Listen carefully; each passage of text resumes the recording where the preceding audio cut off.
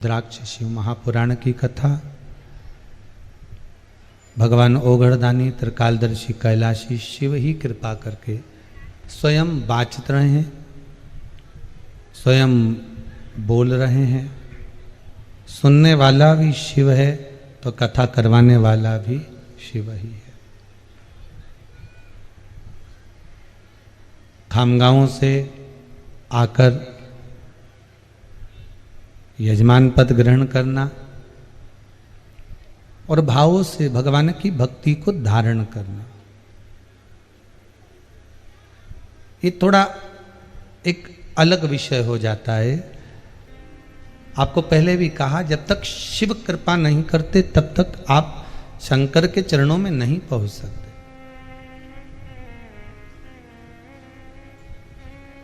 अथक प्रयास करा जाए, बहुत प्रयास करा जाए, तब भी शिव चरणारविंद नहीं मिल सकते। पर जब शिव की कहीं करुणा होती है तब जाकर शंकर की कथा का स्मरण हम कर पाते हैं, शिव कथा को हम सुन पाते हैं। कई तो ऐसे भी हैं कि जिन्होंने कथा सुनी पर धारण बिल्कुल नहीं करी।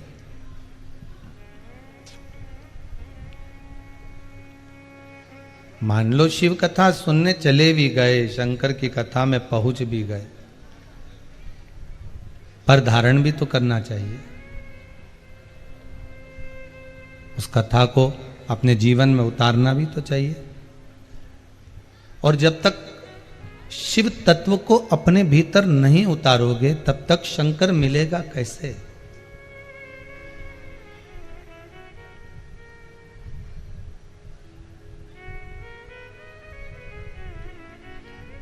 जन्म लिया उस दिन से आज तक ऐसा कोई संसार में मानव नहीं जन्मा जो परमात्मा को पाने का प्रयास ना करता। सब करते हैं।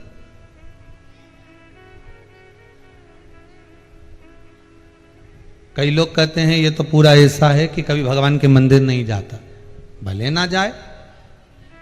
कोई कहता है कि ऐसा है, हमारी बहू ऐसी है, हमारी सास ऐसी है, कभी भगवान का भजन नहीं करती, भले ना करे। आप किसी के ऊपर उंगली ना उठाइए। शिव महापुराण की कथा कहती किसी के लिए कुछ ना कहिए, क्योंकि परमात्मा ने जब जन्म दिया है ना, तो ये जितनी जो श्वासें दी हैं हमको, इस श्वास में अपने आप ओम का शब्द देकर भेजा है कि तू भगवान का भजन करेगा ना करेगा, स्मरण करेगा ना करेगा, नाम जाप करेगा ना करेगा, पर ये पक्का है कि तू जो श्वास ले रहा है उसमें ओम निकल रहा है, उसमें ओम का संबोधन चल रहा है। फिर क्यों ढूंढने जाएं हम, कहां जाएं? एक पत्नी गुरुजी के पास जाकर बोली, गुरुदेव मेरा पति ऐसा है कि कभी भगवान का नाम ही नहीं लेता, मैं उससे बड़ी दुखी हूं, पर मैं भी विचार कर कर बैठी हूं कि उसके मुख से राम का नाम तो निकलवा कर ही मानूंगी, चाहे कुछ भी हो जाए। अब उस पत्नी ने अथक प्रयास कर लिया, सब कुछ सोच लिया, विचार कर लिया, प्लानिंग कर ली कि नाम निकलवाऊंगी, पर नहीं निकला। अंत में वो हार गई और उसके मन में आया कि अब मैं क्या करूं। रात्रि को सोई, पति के शरीर में कुछ कष्ट होगा तो पति ने मुख से कह दिया, हे राम। बस पत्नी खुश हो गई। दूसरे दिन सुबह पंडित जी को भोजन कराने के लिए बुला लिया। ब्राह्मण देवता आप आइए और आकर भोजन करिए। आज ब्राह्मण देवता ने पूछा कि ना तो आज अमावस्या, ना आज पूर्णिमा, ना कोई एकादशी, ना कोई द्वादशी, ना कोई चतुर्थी है, ना कोई तीज है, फिर आज तो आपका व्रत भी नहीं है कि आप ब्राह्मण को भोजन करा रही। पर बात क्या हो गई ऐसी कि आज आपने इतने सारे ब्राह्मणों को भोजन करने बुला लिया? तो पत्नी बोली, मेरा एक काम हो गया। क्या? आज मेरे पति के मुख से राम का नाम निकल गया। अच्छा, ठीक है। अब पति ने देखा कि ब्राह्मण भोजन कर रहे हैं, स्मरण कर रहे हैं, तो पति ने पूछ लिया अपनी पत्नी से, आज क्या है जो ब्राह्मण भोजन कर रहे हैं इतने सारे?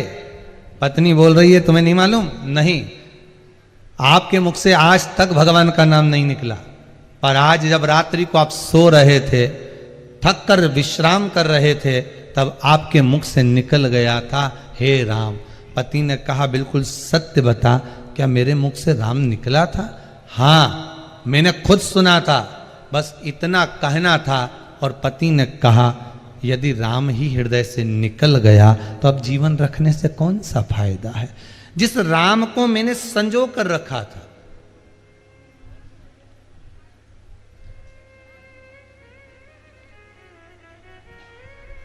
जिस राम को मैंने अपने भीतर छुपा कर रखा था, अगर वही राम निकल जावे,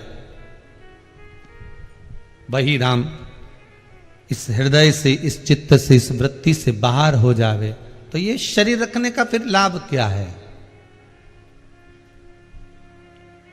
हमको लगता है कि हमारी बहू भजन नहीं करती, हमको लगता है हमारी सास भजन नहीं करती, हमको लगता है कि हमारा पुत्र मंदिर नहीं जाता, देवालय नहीं जाता, स्मरण नहीं करता, हमारी पुत्री नहीं जाती भगवान के मंदिर, हमें लगता है। पर ऐसा संसार में कोई मानव नहीं जन्मा जिसके भीतर परमात्मा की भक्ति विराजमान नहीं हो। थोड़ी सी होगी, पर होगी जरूर।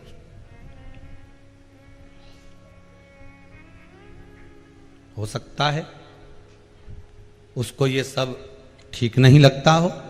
मंदिर जाने से क्या होता है, व्रत करने से क्या होता है, कथा में स्मरण करने से क्या होता है। हो सकता है उसकी चित्तवृत्ति में ऐसा भर गया हो कि यहां जाने से क्या होता है, वहां पर यह पक्का है कि अगर वो कथा की बात कर रहा है, अगर वो मंदिर की बात कर रहा है, अगर वो सत्संग की बात कर रहा है, अगर वो भगवत स्मरण की बात कर रहा है, तो उसके भीतर भक्ति जरूर है।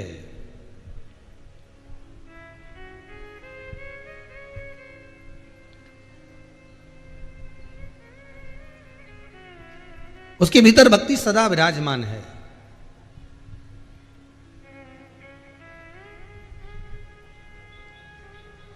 बस उस भक्ति के होने से भगवान की प्राप्ति ही है।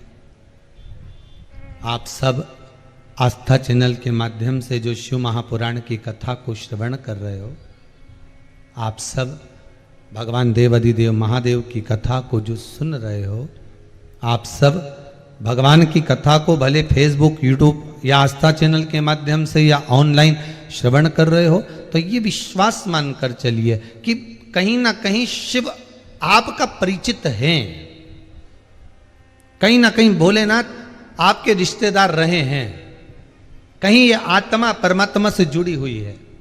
पहले भी कथा में कहा था, आज फिर कहते हैं, बहुत सारी शादियां हैं, अभी तो खैर 1.5 साल से कहीं नहीं है, फिर भी लोग घर में छोटे रूप में कर लिए हैं।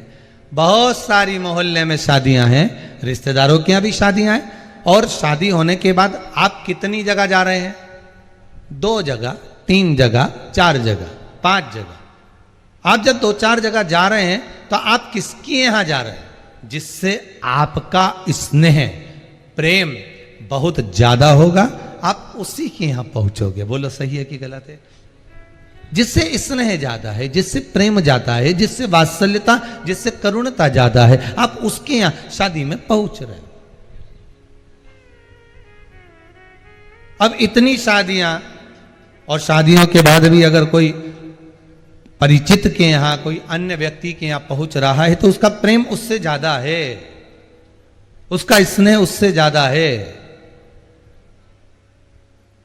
बस यही शिव पुराण कहती है। सारी दुनिया को त्याग कर, सारे चैनलों को भूल कर, आप यदि आस्था चैनल पर या फेसबुक, यूट्यूब पर शिव महापुराण की कथा अगर सुन रहे हो, या शिव के धाम जाकर कथा का रसस्वादन कर रहे हो, या शंकर के मंदिर में पहुंच रहे हो या शिव भक्ति में डूबे हुए हो, तो यह विश्वास मानना कि तुम शंकर के अच्छे रिश्तेदार हो, इसलिए शंकर से जुड़े हुए हो। आप शिव के रिश्तेदार, आप शंकर का अनुमोदन अगर कर रहे हो तो शिव के पूर्ण तरह से आप शंकर के हो और शंकर आपका। मेरा भोलेनाथ आप,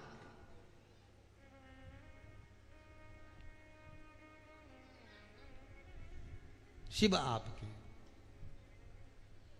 और देवाधिदेव महादेव जब एक बार आपके हो गए तो संसार की ऐसी कौन सी वस्तु है जो आपके पास में नहीं होगी।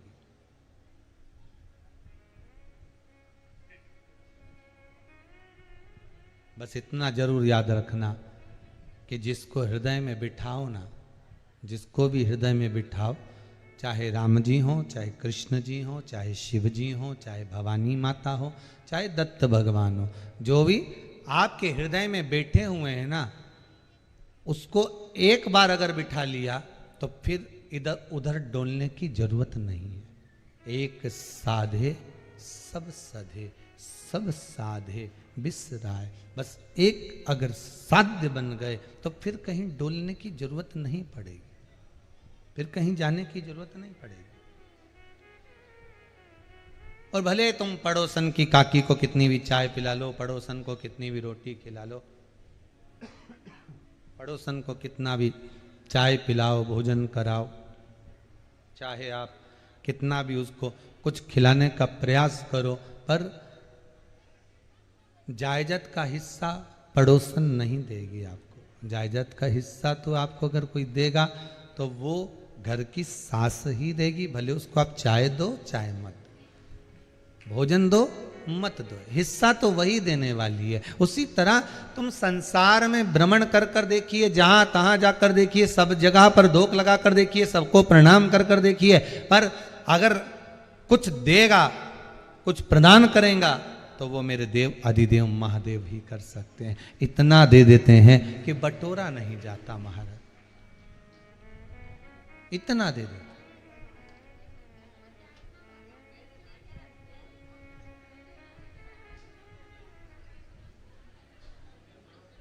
वो कहे कि वो देता है,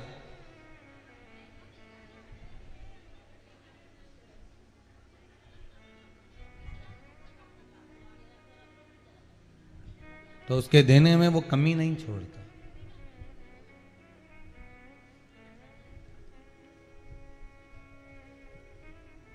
लोग कहते हैं कि भगवान को प्राप्त करने का सबसे सुंदर तरीका कौन सा है। दुनिया के लोगों के भीतर एक प्रश्न हो जाता है कि अगर हमें भगवान को प्राप्त करना है, भगवान को यदि अपना बनाना है, तो परमात्मा को अपना बनाने का सबसे सुंदर तरीका कौन सा है।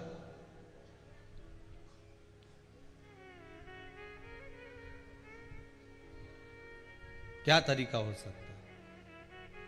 तो कहा दुनिया का परमात्मा को अपना बनाने का सबसे सुंदर तरीका है आपका निर्मल स्वभाव, आपका निर्मल भाव।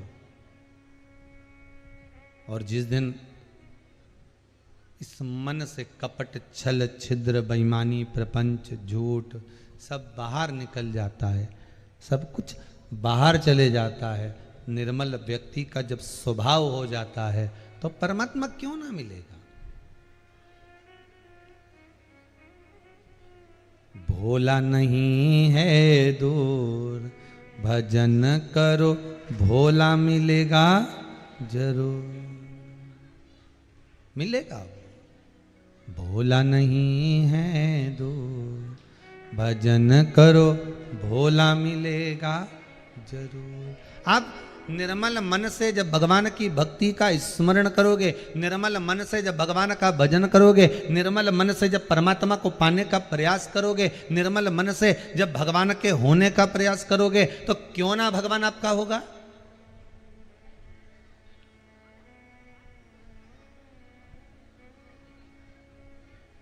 एक तरफ से रोटी सेक कर आप में से कितने लोग हैं जो खाते हैं केवल एक तरफ से सीखी रोटी? कोई खाएगा? अरे बोलो तो जम के नहीं। दोनों तरफ से रोटी को जब सेका जाएगा तब रोटी लोग खाएंगे। अर्थात शिव पुराण भी ये कहती है, आप एक तरफ से तप रहे हो, आप एक तरफ से भजन कर रहे हो, आप एक तरफ से शंकर जी को पाने का, शिव जी को पाने का, मेरे ओघड़दानी को पाने का, मेरे त्रिपुंडधारी को, मेरे त्रिकालदर्शी, मेरे कैलाशी को पाने का प्रयास कर रहे हो। एक तरफ से आप प्रयास कर रहे हो कि रोटी पक जाए, पकेगी, पर दूसरी तरफ जितना आप तप रहे हो शंकर को पाने के लिए, शिव कहते हैं तो चिंता मत करना, जब मैं पलटूंगा और मैं तुझे पाने का प्रयास करूंगा तो रोटी जब दूसरी तरफ से पलटी जाती है तो नीचे की जो रोटी थी ना पुरानी, वो ऊपर फूल जाती है। बोलो सही है कि गलत है? एक तरफ से आपने रखी, फूली क्या?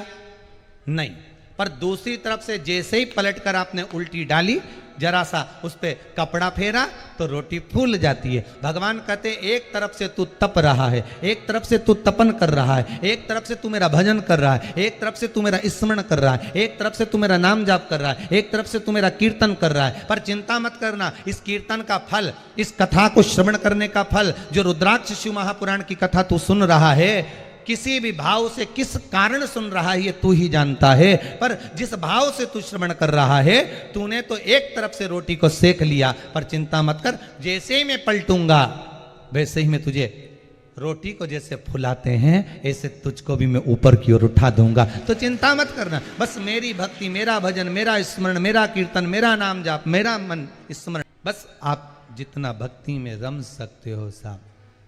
फिर निवेदन करूंगा मेरे शंकर भगवान को, मेरे ओघड़दानी को, मेरे त्रिकालदर्शी को, मेरे कैलाशी को, मेरे अविनाशी को, आपका बहुत सारा धन वैभव नहीं चाहिए,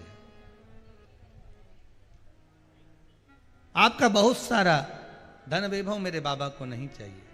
मेरे बाबा को तो अगर कुछ चाहिए तो आपका केवल एक लोटा जल, वो लोटा जल क्यों कहते हैं कि एक लोटा जल चढ़ाया, एक लोटा पानी चढ़ाया, क्यों कहते हैं? उसका कारण क्या है? वो लोटा जल नहीं है, जो कलश है ना वो ये शरीर है जिसमें पानी भरा रहता है, कलश शरीर है, और जो उसमें जल भरा है ना वो हमारा मन है। जल क्या है? मन। तो कहा गुरुजी आपने जल को मन से तो जोड़ दिया, क्यों नहीं जोड़ेंगे? केवल एक जल ही तो ऐसा होता है जिसको जिस कलर में मिलाओ वो उस कलर का हो जाता है। लाल में मिलाओगे तो लाल हो जाएगा, पीले में मिलाओगे पीला हो जाएगा, काले में मिलाओगे काला हो जाएगा। मन जल की तरह है, इसको जिसमें मिलाओगे ना वो उसमें हो जाएगा। जुआरी गेहूं के साथ बैठोगे तो जुआरी बन जाएगा, पापी के साथ बैठोगे तो पापी बन जाएगा, कपटी के साथ बैठोगे कपटी बन जाएगा, छली के साथ बैठोगे छली बन जाएगा।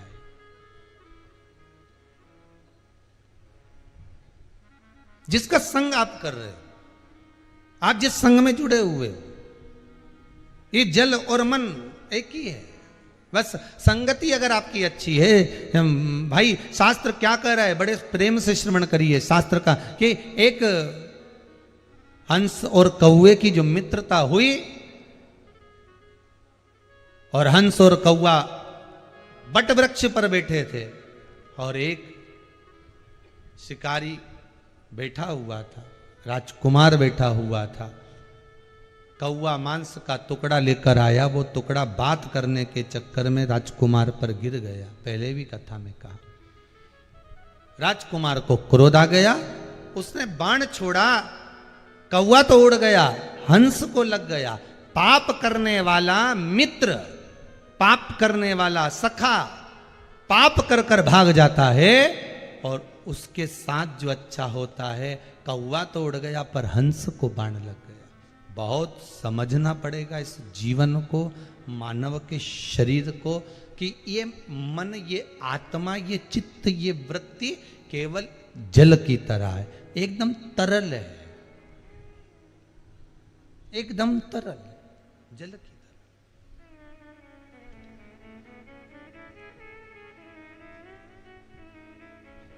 लाल कलर में मिला दो, लाल हो जाएगा। पीले में मिलाया, पीला हो गया। नीले में मिलाया, नीला हो गया। इसको जहां ले जाकर मिलाओगे, सुबह शाम तो आप भी इस मन को एक बार मिलाते हो निंदा में, चुगली में, कपट में, छल में, बेईमानी में, प्रपंच में, इसको कहीं ना कहीं मिला देते। शिव कह रहे हैं मेरे यहां जल चढ़ाने का महत्व केवल इतना है, लोटे में जब जल लेकर आओ, कलश में जब जल लेकर आओ और मेरे ऊपर जब समर्पित करो तो ये भाव प्रकट कर लेना। ये तुम्हारी चित्तवृत्ति में आ जाना चाहिए कि तुम मनुष्य का शरीर ये कलश है, मानव का शरीर ये कलश है, उसमें जो जल भरा है ये आत्मा, ये मन, ये चित्त, ये वृत्ति है। जब आप शंकर को समर्पित करो तो तुम्हारा मन फिर कहीं दूसरी जगह नहीं होना चाहिए, तुम्हारा मन परमात्मा के चरणों में ही होना चाहिए। क्या ना देगा वो?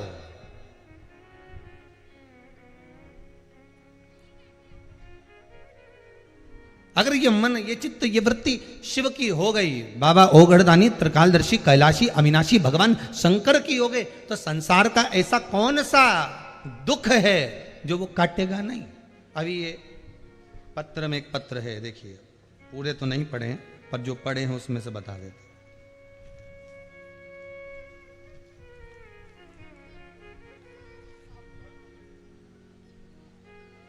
शंकर का स्मरण करो, ये करो।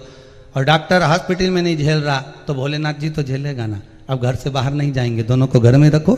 उसने बताया है 70-80%, 90% अब देखा जाएगा। ठीक हो गए दोनों, दोनों बढ़िया, बैठ जाओ। बाबा की कृपा बनी रहे बस। विश्वास आपका है, भरोसा आपका है, दृढ़ता आपकी है, शिव आपका है। और उस पर जितना विश्वास रखकर, फिर कहूंगा, बैकुंठ में भगवान नारायण निवास करते हैं, ब्रह्मलोक में ब्रह्मा रहते हैं, इंद्र लोक में इंद्र रहते हैं, पर मृत्यु लोक में तो मेरा देव अधिदेव महादेव रहता है। तुम पुकारोगे वो दौड़ कर आ जाएगा, तुमने बुलाया वो तुम्हारे सामने आया। जो बहू पास में रहती होगी, भले कितना भी झगड़ा होगा, कितनी भी लड़ाई होगी, पर दुख के समय पर सबसे पहले वही खड़ी होगी। मुंबई पुणे वाली को तो फोन लगाओगे तो वो कहेगी हम गाड़ी देख रहे हैं, ट्रेन देख रहे हैं, गाड़ी लाएंगे, 8 घंटा लगेगा पहुंचने में। सारी व्यवस्था बहू बताएगी, हम पहुंच जाएंगे, संभाल लेंगे, ये कर लेंगे, वो कर लेंगे। पर जो पास में होगी वो सबसे पहले आकर खड़ी हो जाएगी। भले कितना भी झगड़ा हो, भले कोई काम नहीं करेगी, पर मुंडा तो दिखा देगी।